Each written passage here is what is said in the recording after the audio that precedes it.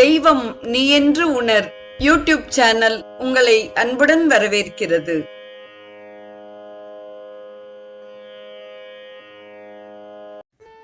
அன்பு உள்ளங்கள் அனைவருக்கும் உற்சாகமான இனிய சுபதின வணக்கம். இன்றைய ஸ்ரீ கௌமாரம் நிகழ்வில் கந்தர் அனுபூதியின் 37வது பாடல் குறித்து நாம் சிந்திக்க இருக்கிறோம்.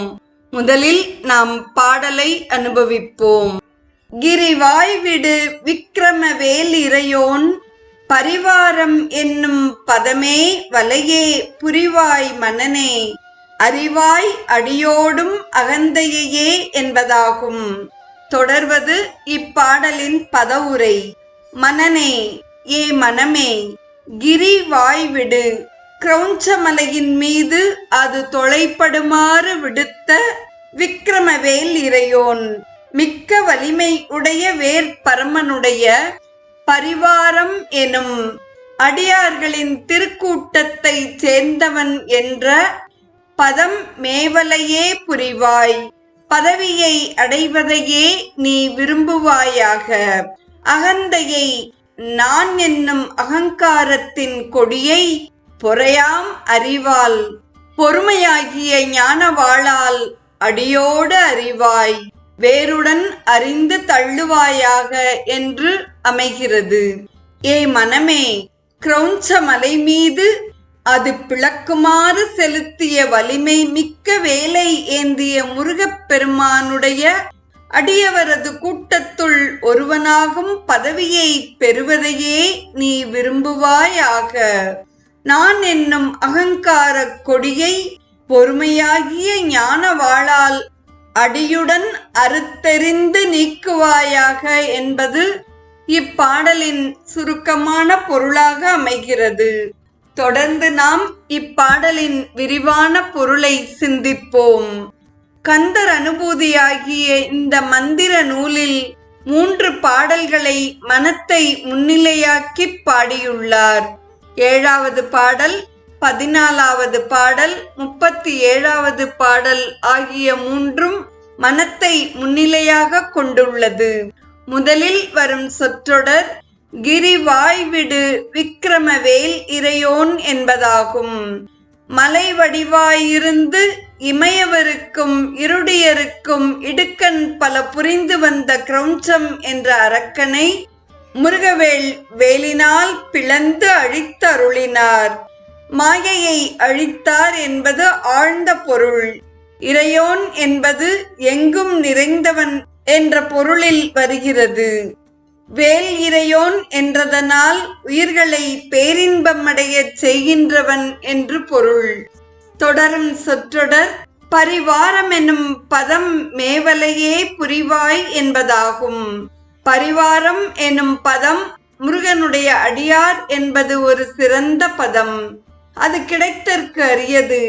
ஆதலால் அடியார் நடுவுள் இருக்கும் பதவியை மனமே நீ விரும்புவாய் என்று உபதேசிக்கின்றார்.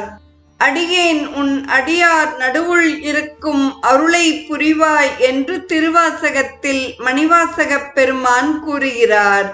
கதிர்வேல் எரிந்தவன் தொண்டர்குழாம் சாரிற் கதியன்றி வேரிலை கான் என்று கந்தர் அலங்காரத்தின் 49வது பாடலில் அருணகிரியார் கூறுகிறார். தொண்டரோடு கூட்டு கண்டாய் என்கிறார் தாயுமானார். நிறைவாக வரும் சொற்றொடர் பொறையாம் அறிவால் அறிவாய் அடியோடு அகந்தையே என்பதாகும். பொறுமையினால் உண்டாகும் அறிவு என்ற வாளினால் அகந்தையான கொடியை அறுத்தெறிய வேண்டும் என்றார். பிறர் கூறும் புகழ்ச்சிக்கும் இகழ்ச்சிக்கும் மாறுதலடையாது உள்ளம் ஒத்திருக்கும் நிலையான பண்பு பொறையாகும். கமையலாம் உடையராகி கழலடி பரவும் தொண்டர்க்கு அமைவிலா அருள் கொடுப்பர் ஐயன் ஐயாரனாரே என்று அப்பர் பெருமானும் கூறுகிறார். இங்கு கமை என்பது பொறுமை என்ற பொருள் தெரிகிறது. அடியோடு அறிவாய் என்றதனால் அறிவு வாளாகவும் அகந்தை கொடியாகவும் உருவகம் ஆகின்றன. பொறுமையால் யாரிடத்திலும் பகைக்காத விரோதமற்ற ஞானத்தை நாம் பெற முடியும். ஒருவர் முருகன் அடியார் கூட்டத்தை சேர்ந்திருப்பாராயின் யான் எனது என்னும் செருக்கற்று முருகனது திருவடி அனுபூதியை பெறுவர் என்பது கருத்து. ஏ மனமே, முருகனுடைய அடியாருடன் சேர விரும்புக.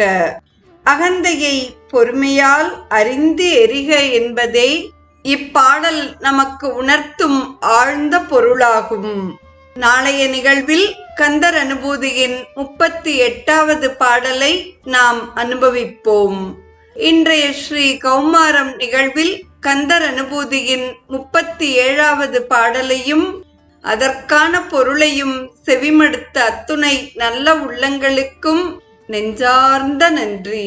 மீண்டும் நாளைய நிகழ்வில் இணைவோம்.